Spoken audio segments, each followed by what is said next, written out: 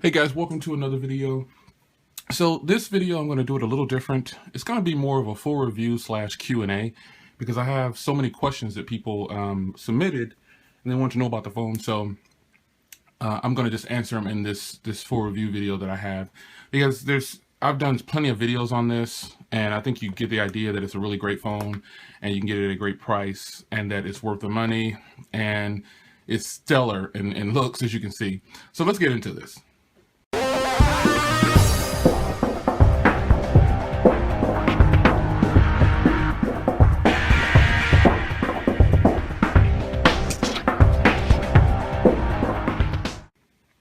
So normally when I do a full review, I go over the body and all these specifications and all these things like that.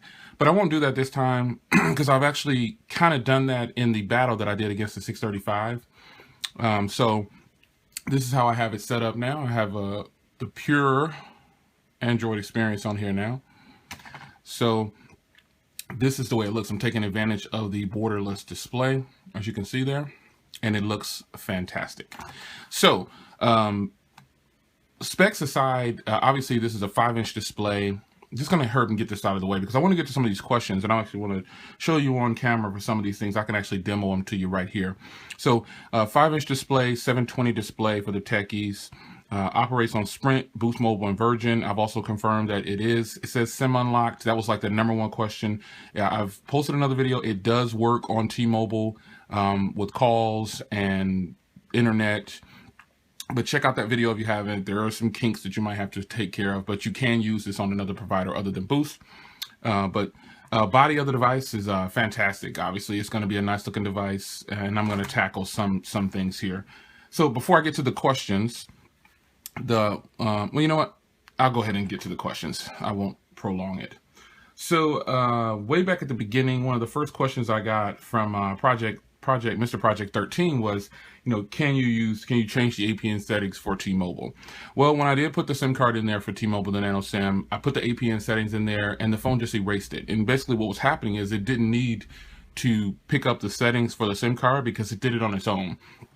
If you look up the LTE bands for this phone, it has the 1900 band. It's one of those bands. And we all know that T-Mobile's refarming areas, and they're changing all of their everywhere to work on the 1900 band, which is why I was able to get 3G on this device. So you can change the LTE band, put the LTE APN settings in here for T-Mobile, but they will disappear, but you'll still be able to get 3G without those settings. So Mr. Project 13, shout out. There's the question that you asked. Luis Angel Gonzalez Rodriguez, wow, you asked did it have OTG support, so let's find out. I've got a cable and I've got an SD card.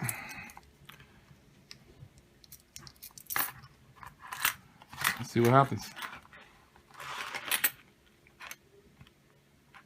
Anything at the top? Nope, nothing. So there you go. It does not support OTG. And that takes care of that. Next question was from Jesser Pontes, something like that. He said, will you be able to remove the Boost apps? Well, you can remove at the beginning of the video for the unboxing, you probably saw a ton of Boost applications installing on their own. Well, those were just applications from Boost, like extra stuff from Boost. And you can remove all of that, but you can't remove basically the My Account app, which is this Boost Zone, and then you can't remove this mobile ID.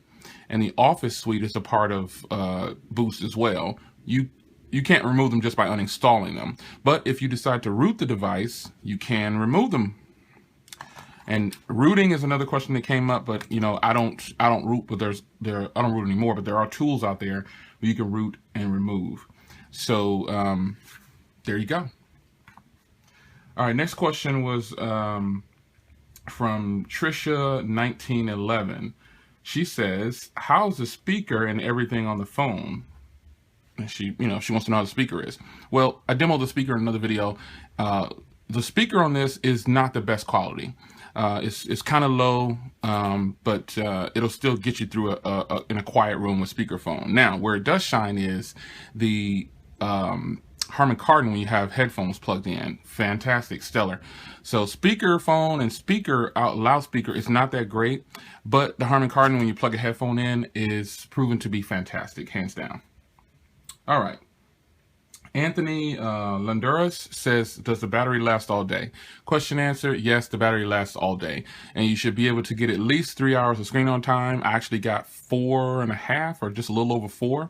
So this phone battery does last all day. It has a 2040 milliamp battery.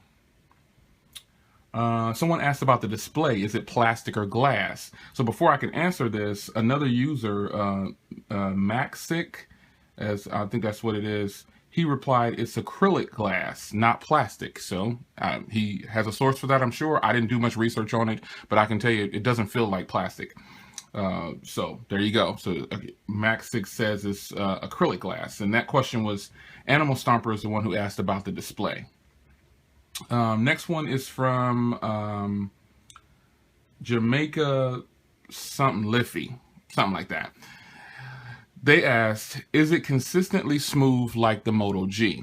Well, that's kind of you're just asking kind of for my opinion, and I would tell you to go use both. But the device is smooth, for as smooth as you can get. This is pretty much a stock experience. So yeah, it's smooth. The Moto G is smooth. The Moto G isn't the smoothest device out there, but it is smooth. And this device, to answer your question, is just as smooth as the Moto G. Paul Monks asked, is this available or will this work in the UK? Paul, I'm sorry, I live in the US, so I have no clue. There are international versions of this device. I don't know if it's going to be available where you're at. You'd have to just do some research. You could actually have it imported if you wanted to. Dennis Fernandez asks, is it going to get 4.4.4? I have no clue. It would be nice if it did. I don't think it's going to make that much of a difference. It's already right now on 4.4.2. So, and things like that don't really bother me. You know, the firmware version or the Android version, this isn't really that important to me. But, you know, if it's important to you, that's perfectly fine. Right now it's on 4.4.2. If it gets 4.4.4, hey, congratulations, I'm happy. But if not, it really doesn't bother me. Billy Krim asks, have you made a call on it? And what is the ear vibration technology like? The direct wave technology is fantastic. I've made plenty of calls. It's really clear, much clearer, and the HD calling on here is just fantastic. Is it going to get Android L from Marcel? I don't know. It would be nice. Mendel Alvarado asks, is there any lag? Nope, no lag yet. Typical lag from Android, but you know, there's no major lag or anything like that. How's the viewing angles from the camera, the front camera? Now, when you turn on the camera and you turn on the front camera, well, this is the, let me get the actual default camera application. When you turn on the front camera, it'll tell you to flip it upside down. So, well, it doesn't give that message anymore. Oh, here we go. Yeah, here we go. So you can see there, it's telling me to flip it upside down.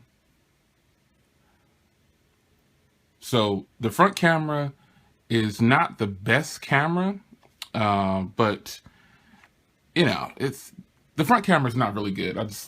The front camera is not good at all. I'm not gonna lie to you. It's okay in broad daylight, but it's not gonna work in a lot of situations. The rear camera though, fantastic. The next question, again from Mendel Alvarado, he asks, since the screen turns off for calls, no proximity sensor, is what he's pointing out. Yeah, there's no proximity sensors. The sensors are actually down here. So there are proximity sensors, but there's a message that comes up that you can, that'll let you use, and I think I can demo that message to you right here on camera if it'll let me.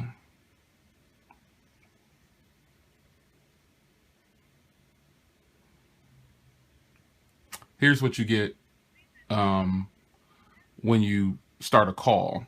This is a feature that you can turn on, and it's very nice. It's in the settings. You just turn it on, so you can end the call or unlock it. So that there are proximity sensors down here, but they give you the little extra security of turning that feature on just in case you might forget. Excuse me. Let me see. The next one is from Daniel Gomez.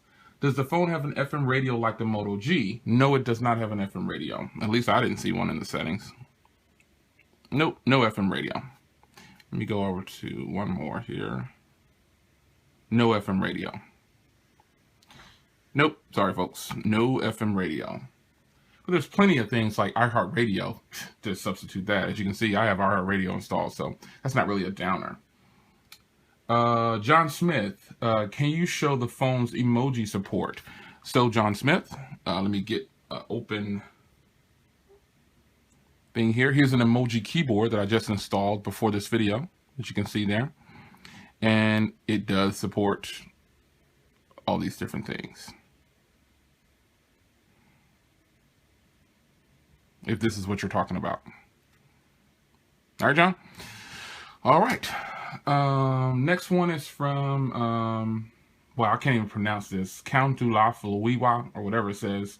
Does the phone support the one-hand screen shrinking gesture shown in the international or Japanese video? Now, the video link is in the comments of another video, but he's right. This phone, this is what they did for the US. They gave us a stock experience Android. And actually, I think I probably would have wanted to experience their UI for the phone. Sharp actually has their own UI. It's called the Feel UI. And it's actually pretty nice. You look it up yourself. And that is what they're running on that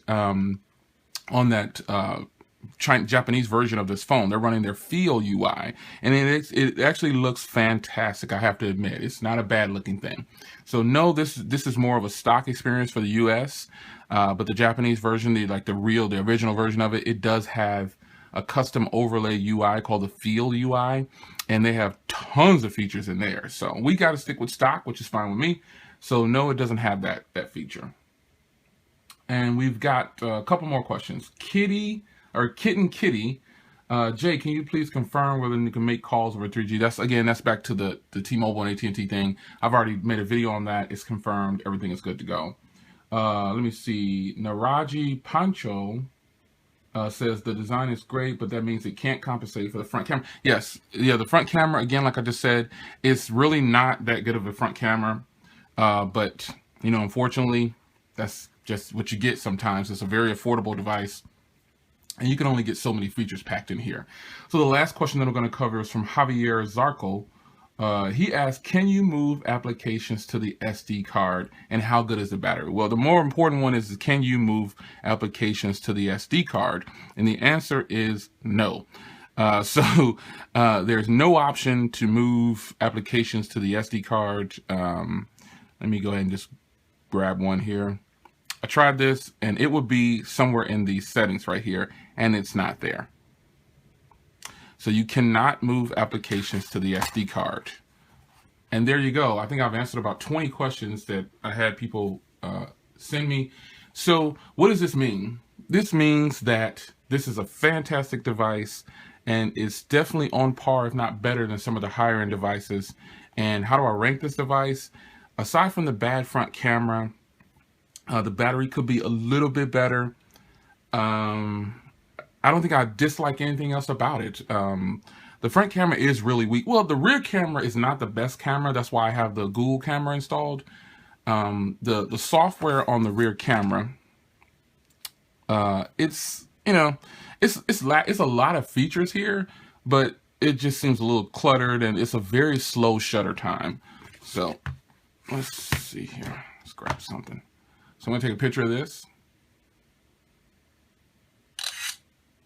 All right. So if I turn on HDR, look at the shutter time.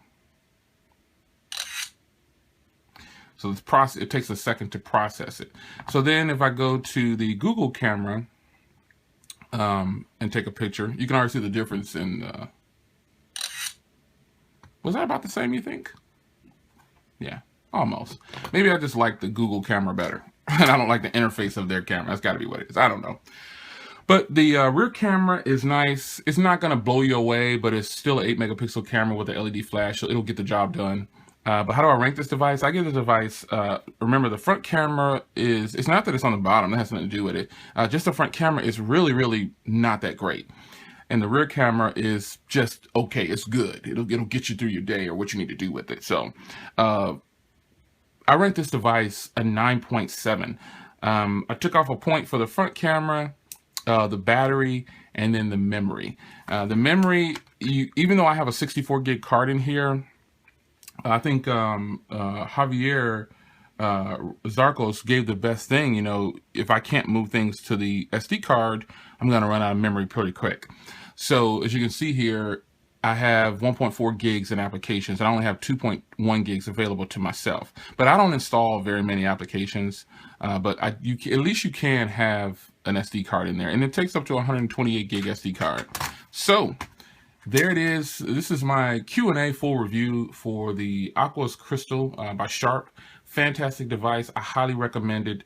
Even if you're, not planning on activating it on Boost or Virgin or whoever, I just get you one, man. I think, especially if you can get it at a discounted price. This is the Harman Kardon here alone. This will make a great music player compared to every other phone I have. This sounds the best when you've got the headphones plugged in and you're listening to music. So there it is. I've given you a different full review than my normal full reviews, but it is here, and I've been getting slammed with questions on this phone, especially about the unlock portion of it. The phone says, again, SIM locked. I made a video on this. You can make phone calls on it. Everything will work. Just go check out that video that I put up on that. And I might do an updated video on it if I can figure out some things with the firmware. But, I'm not really in it for that. I'm going to use it on the Boost, and that's going to be it for me because I have tons of other. My main account is T-Mobile, obviously. So I'm not going to use it any other way, But this is a fantastic device. I give it a 9.7 with, those three things that I kind of marked it down for. Other than that, I highly recommend it, especially over the Moto G. I've been getting videos, you're doing more on Moto G, do it versus. I think this phone right here it beat out the Moto G, so there's no need for me to do a video with the Moto G. And I'm not going to do it for the L90 because the L90 got slammed by the Nokia. Obviously, the Nokia was kind of my top budget phone. Now I still love the operating system, but when you put it up against the Sharp Aquos Crystal, the Aquos Crystal offers just so much more, and I like it. So here you are, full review, Q&A full review for the Sharp Aquos Crystal. I suggest you go grab you one. Take care, guys.